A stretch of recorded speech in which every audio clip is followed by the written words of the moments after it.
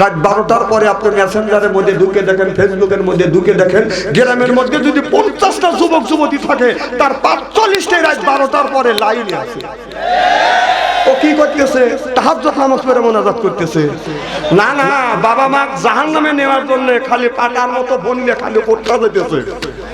1 কোটি টাকা মা দুজকে যায়, আর 1 কোটি টাকা বাবা দুজকে যায়।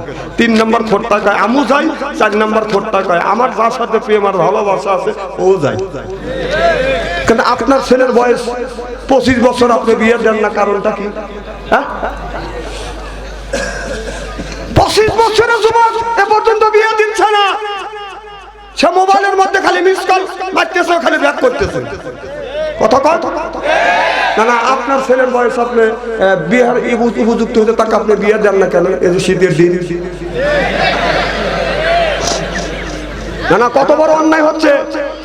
আমি একজনের বাবাকে বললাম যে আপনার ছেলের বয়স 25 বছর, বিয়ে দেন না। কাকা হুজুর নিজ পায় দাঁড়াক, এই যুবক, বাবা বসো বসো বসো। না না, আমি তোমাকে মেলাক্ষণ ধরে দেখি।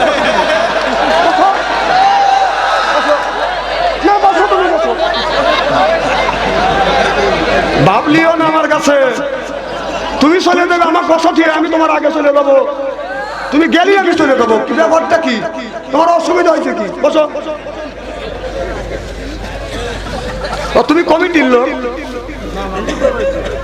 হ্যান্ডশেক পরে বসো, যাও তো, বসো বসো। না না, পরে পরে, এখন আমি ওয়াস্তে ভেতর হাতে হ্যান্ডশেক করা লাগবে।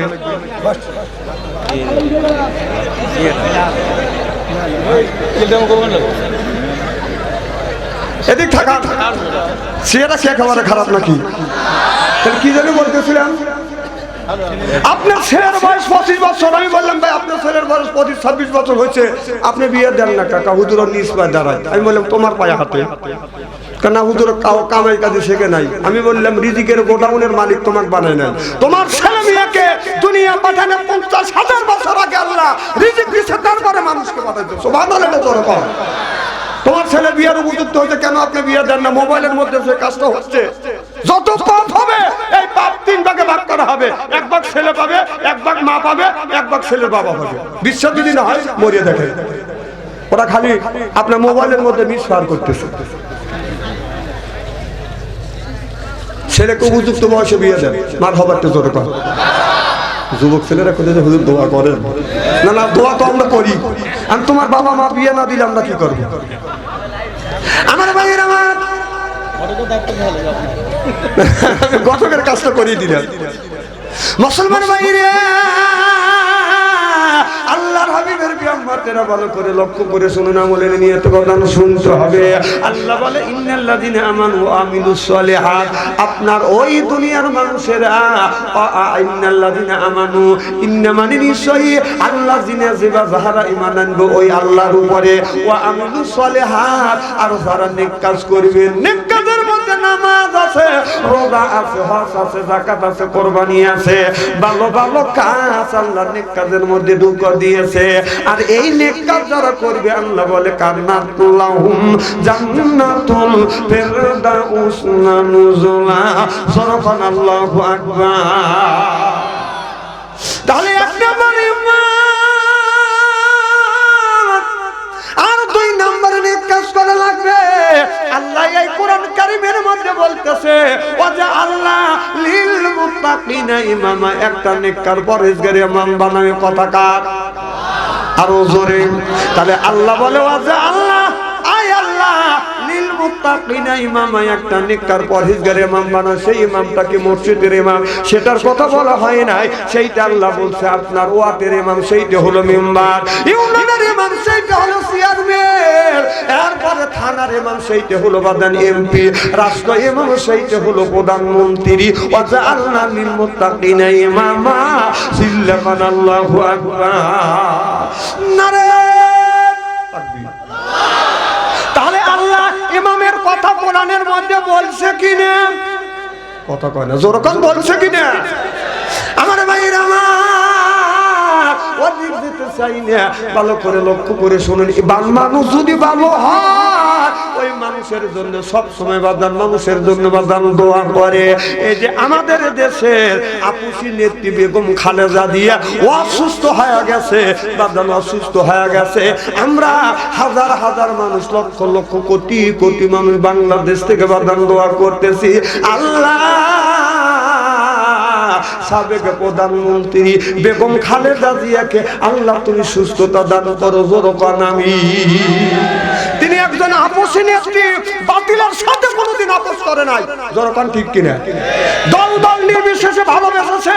কিসের জামাত, কিসের জাতীয় পার্টি, কিসের আপনার খেলাফত মুসলিম, কিসের আপনার চরমুনাই, কাউরে রাজাকার জঙ্গিবাদ বলে এ পর্যন্ত গালি দেন।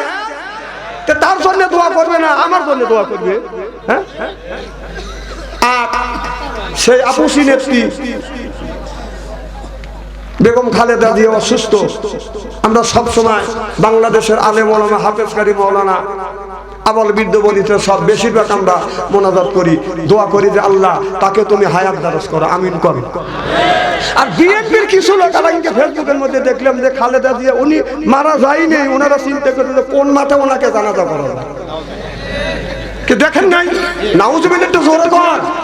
মানে ওনাকে, ওনার জন্য আমরা প্রাণ খুলে দোয়া করতেছি, আল্লাহ আপসী নেত্রী বেগম খালেদা জিয়াকে তুমি হায়াত দারাজ করো।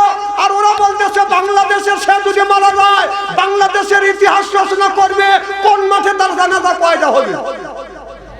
তুই দলের লোক, তুই মারবি লেগে উঠে পড়ে লাগছিস। ওই দেখেন বড় বড় চোখ করে তাকাচ্ছি, কথাকে আমি অবাস্তব বলতেছি না। আল্লাহর কাছে বলি আল্লাহকে হায়াত দারাজ করুক, কারণ তার স্বামী শহীদ হয়েছে, তার ছেলে একটা মারা গেছে, আর এক ছেলেকে আপনার সেই বিদেশে আছে, তিনি আপোষ করেন নাই, জেলের মধ্যে থাকে তাকে তিলে তিলে শাস্তি দেওয়া হচ্ছে, দরকার ঠিক কিনা?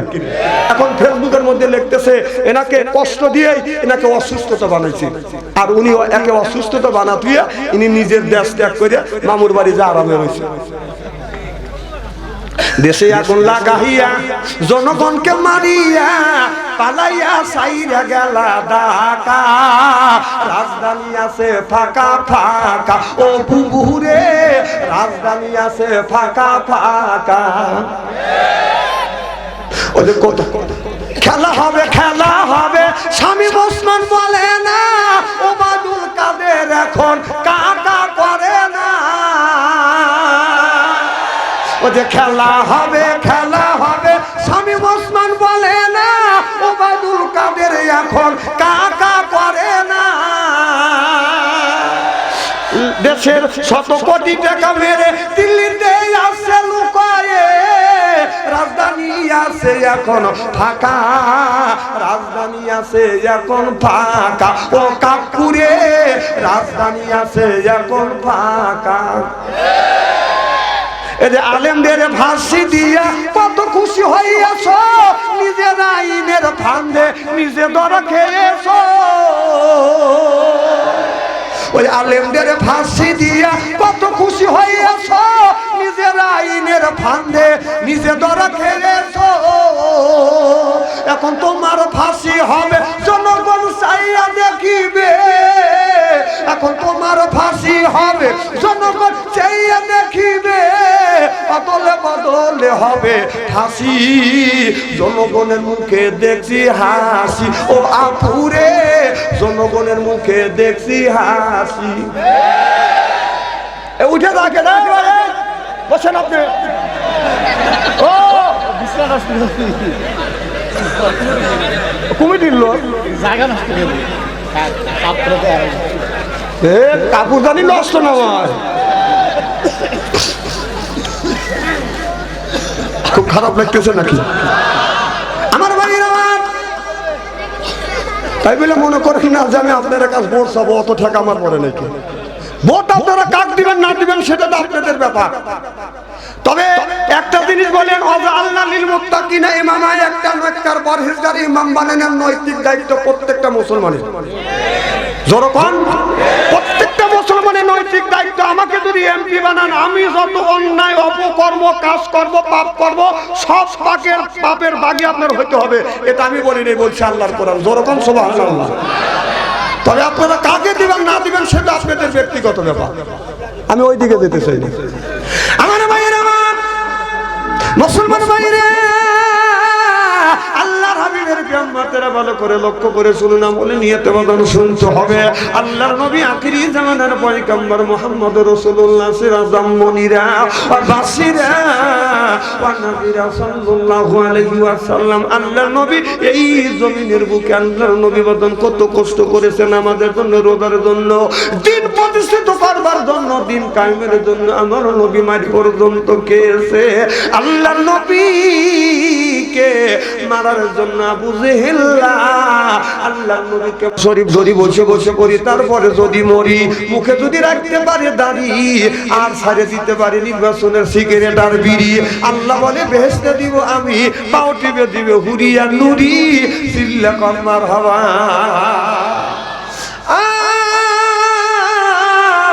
কোরআনের মাহফিলে আমরা যারা এসেছি আল্লাহর বান্দি, আর করব না কোনোদিন স্বামীর সাথে ফন্দি। কোরআন হাদিসের কথা শুনিয়া বাড়ি চলে যাব হইয়া আল্লাহর খাঁটি বান্দি। তাদখুলি ফি ইবাদি, আল্লাহ বলে বান্দা ফাদখুলি ফি ইবাদি, বান্দারে ইবাদত করিবে তুমি, ওয়াদখুলি জান্নাতি।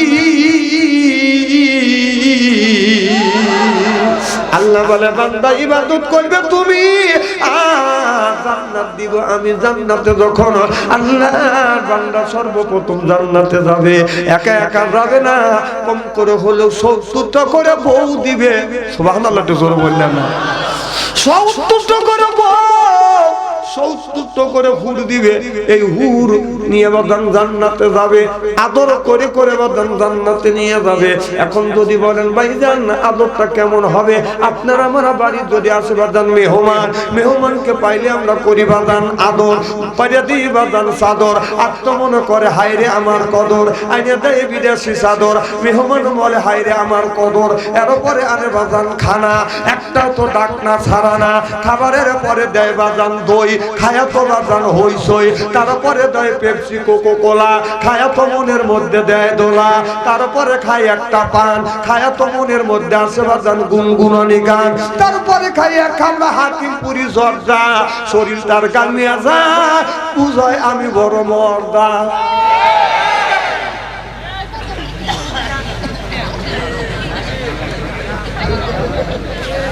খুলে নেই তাই না?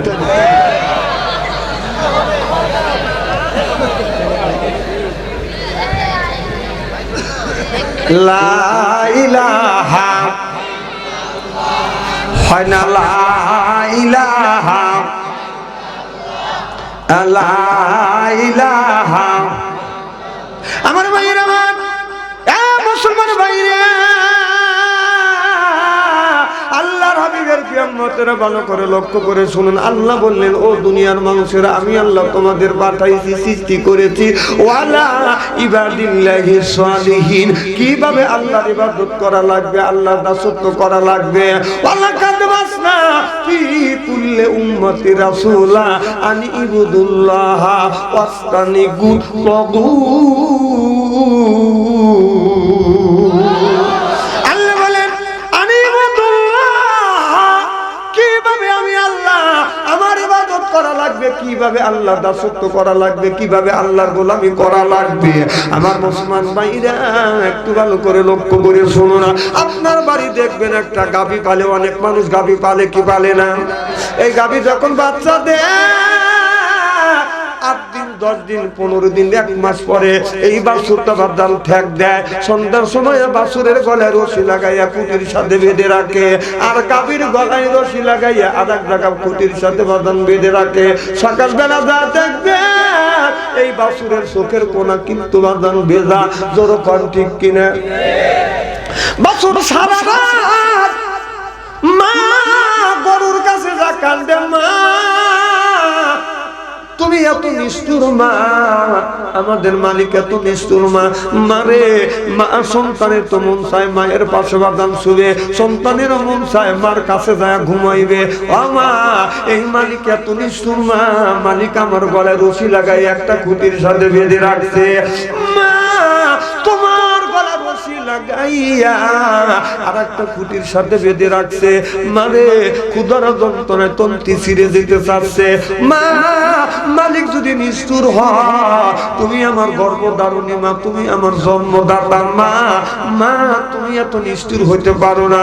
তুমি কি রাতের বেলা রশি কেটে কাশি কেটে আমি বাছুর আমার মুখে কি তুমি দুধ তুলে দিতে পারো না? মা, গরুটা বলে বেটা বাছুর রে, আমার একটা মালিক আছে, যেই মালিক আমারে খাওয়ায়, যেই মালিকটা আমারে গোসল করায়, যে মালিক আমার পায়খানা পেশাব গুনি গোবর সোনা গুনি পরিষ্কার করে। বেটারে, ওই মালিকের মুখে দুধ তুলে না দিয়া বেটা তুমি যদি মরিয়াও যাও, আমি মা তোমার মুখে এক ফোঁটা আর দুধ তুলে দিতে পারবো না। চিল্লাকান আল্লাহু আকবার। আনি ইবুদুল্লাহ,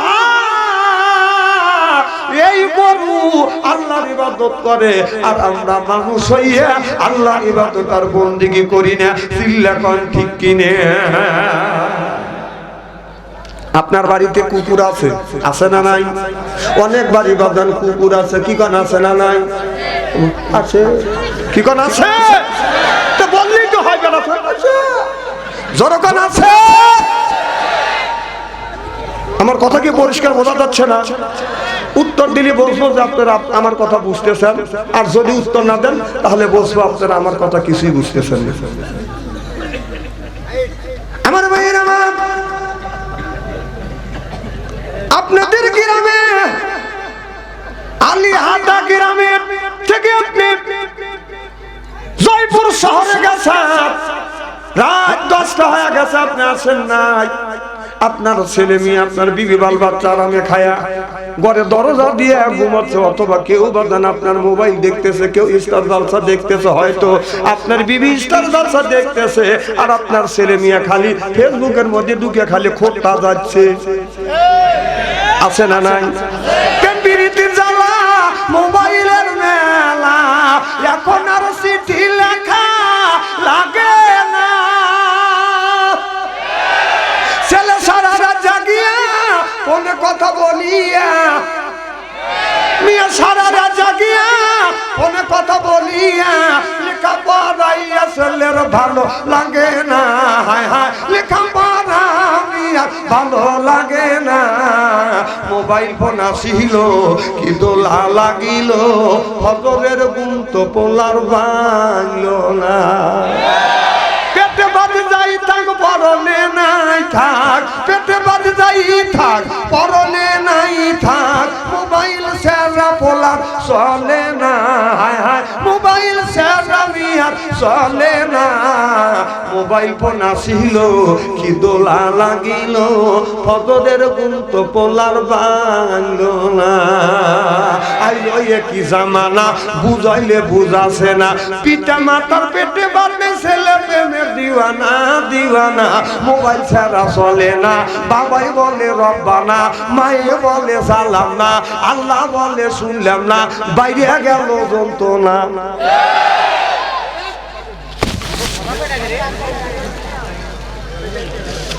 কথা তুমি বোর হাতে কথা কাও না, তো আমি ভালো করে জানি। মোবাইলে তো বেশ আল্লাহ, আর এক মহিলার হাতে আল্লাহ তো খুব করো। স্ত্রী এমন করা করবো না, বাদ যেতে পারবেন যে ও আশ্রমা করতে দেন। মাথা একটু জোরে কর। আমার ভাইয়ের আমার, আপনি জয়পুর শহরে গেছেন আর রাত 10টা 11টা হয়ে গেছে, আপনার বিবি আরামে খাবার খাইয়া স্টার জলসা দেখতেছে অথবা ঘুমোচ্ছে। আপনার একটা ছেলে আর এক রুমে বসে থেকে এরকম স্টার আপনার মোবাইল ফোন দেখতেছে, ছেলেও মোবাইল ফোন বাদান দেখতেছে, ওদিকে আমি যেতে চাই না। আমার ভাইরা আপনার বাড়ি যে একটা কুকুর আছে, এই কুকুর কিন্তু ঘুমায় না, একবার ঘরে দরজার কাছে আসে, আবার বাড়ির গেটের সামনে এসে বলে আমার মালিক আসে নাই। এর পরে আপনার উত্তর পাশে গাছের থেকে একটা যদি ডাল ভেঙে পড়ে, কুকুর দৌড়া যায়, মনে হয় শত্রু আক্রমণ করতেছে। যা ডাক, তুমি কে? তুমি কথা বল না কে? এসে দেখে কেউ নাই, গাছের একটা ডাল ভাঙছে, কুকুর আবার আপনার ঘরে দরজার পাশে বাঁধেন, এইরকম করে বাঁধান বসে থাকে। দক্ষিণ পাশ থেকে একটু আপনার যদি উড়ুত করে, কুকুর তেমতে দমক দেয়। কথা বল। কুকুর কিন্তু আপনার সাথে বেয়াদবি করছে না, আপনি কুকুরকে কি দিছেন? এই কুকুরকে আপনার জুতা কাটা দিছেন, হাড্ডি দিছেন, কাটা দিছেন, এতে বাদ দিছেন, এতে বাদ খায়া এই কুকুরটা আপনাকে কিন্তু বলে না বাড়িতে পাহারা দিচ্ছে। রাত যখন 12টা হয়ে গেছে, মালিক শীতের দিন মাফলার দিয়ে মুখটা ঢাকা, মাছ দিয়ে বাঁধার মুখটা ঢাকা, চাদর দিয়ে সর্ব শরীরটা ঢাকা, এদিকে অন্ধকার রাত, কুয়াশা, ঘন কুয়াশা বাজার অন্ধকার, চোখে দেখা যায় না। মালিক যখন বাড়ির মধ্যে আস্তে আস্তে করে ঢুকতেছে, কুকুর মনে মনে চিন্তা করতেছে মালিক আসে নাই, মনে হয় শত্রু পক্ষ আসতেছে। তখন কুকুর আপনার চিনতেও পারে না, এদিকে মাছ দিয়ে মুখ ঢাকা, আপনি যে মালিক চিনতেও পারতেছে না।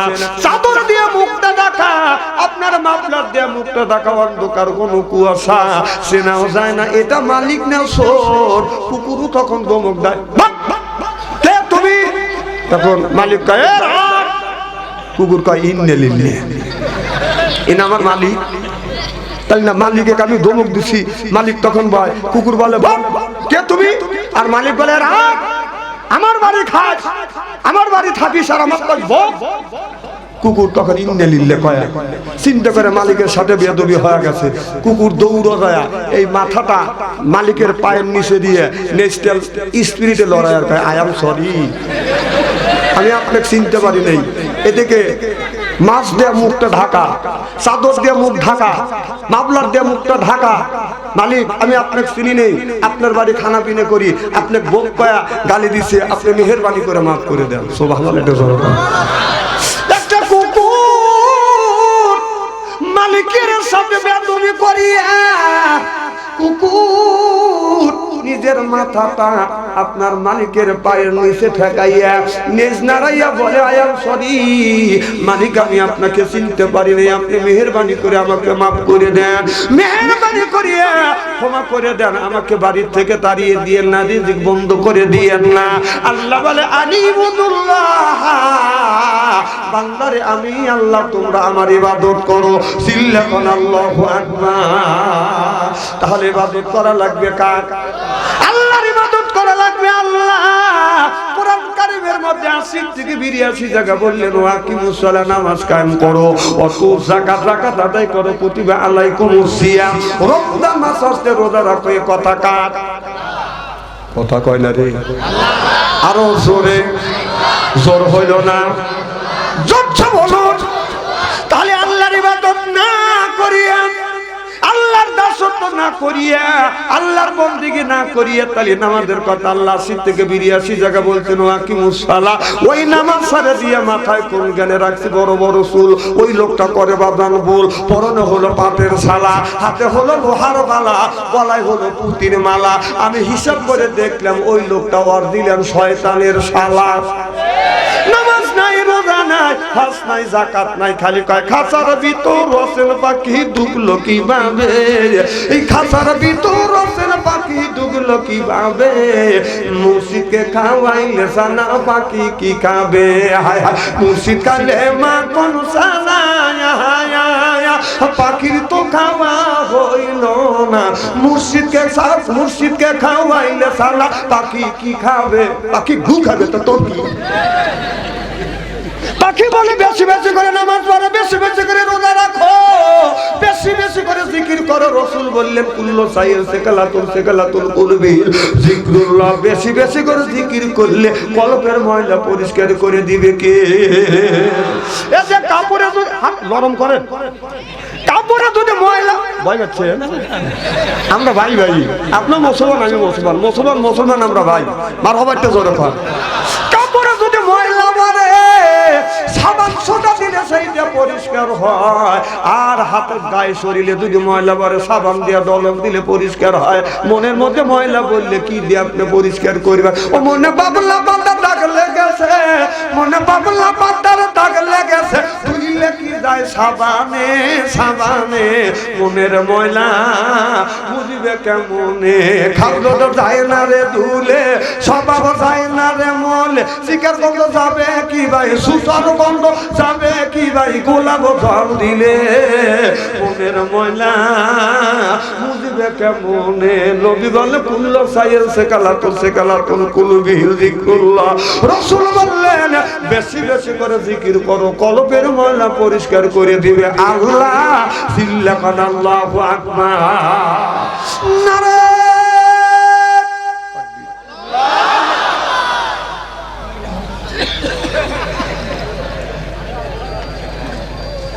আপনার আসান তো ইনশাল্লাহ ঘন্টা খানি।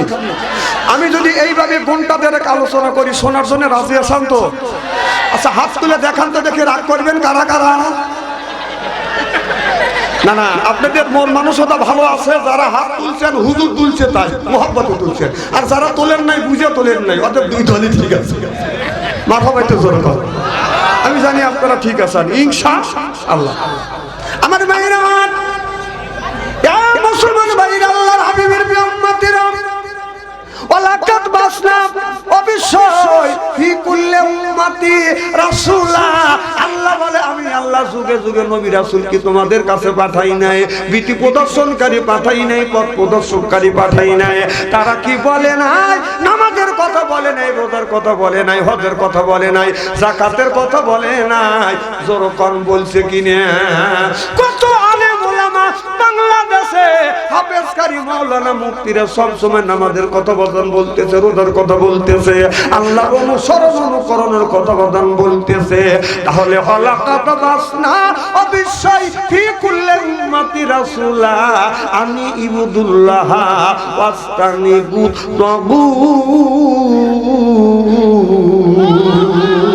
তাগুতকে বর্জন করতে হবে, আল্লাহর ইবাদত করা লাগবে, নবীর সুন্নাহ অনুযায়ী চলা লাগবে। সুবহানাল্লাহ কোন?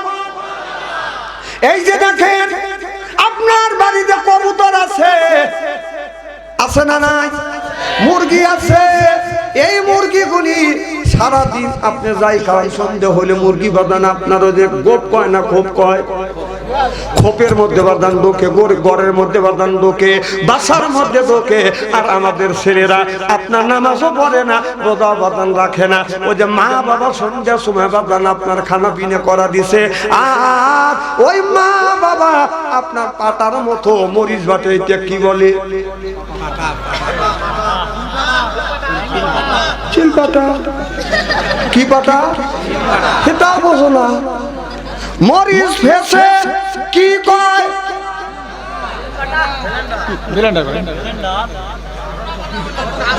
ব্লেন্ডারের কথা কয়েন না, আরো করাও অজবে কিন্তু। হ্যাঁ না না, পাতা কয় পাতা বলতে তো পাঠায় আর কয় পাঠা, আমি কই পাঠায় আর কয় পাঠা। এই পাঠা, এই পাটার উপরে মরিচ দিয়ে, মরিচ রাখিয়া এতটুকু একটা শিল পাথর দিয়ে এরকম করে বাঁধান ডলন দেয়। কথা বুঝতেছেন না? আর যারা নিজের ছেলের হাতে স্ক্রিন টাচ মোবাইল কিনে দিয়েছেন, আল্লাহর কসম করে বলতেছি কিয়ামতের ময়দানে এই মরিচের আপনার পাটার মতো উপরে ওই ছেলের মা আর বাবাকে রাখবে, নিচে থাকবে পাটা আর শিল দিয়ে খালি গুতইবে। যদি বিশ্বাস হয় মরিয়া দেখেন, আল্লাহ বললেন ইয়া আইয়ুহাল্লাযীনা আমানু, ও যারা ঈমানের বিশ্বাসী, কুআনফুসিকুম ওয়া আহলিকুম নারা, নিজে বাঁচো, তোমার আহল পরিবারকে বাঁচাও। আজকে নিজে বাঁচলাম না, আহল পরিবারকে বাঁচাইতে পারলাম না। চিল্লা কোন ঠিক কিনে? এই যে আপনাদের আলীহাটি গ্রাম, এই গ্রামের মধ্যে যদি 50টা যুবক যুবতী থাকে, তার হাতে যদি স্ক্রিন টাচ মোবাইল থাকে,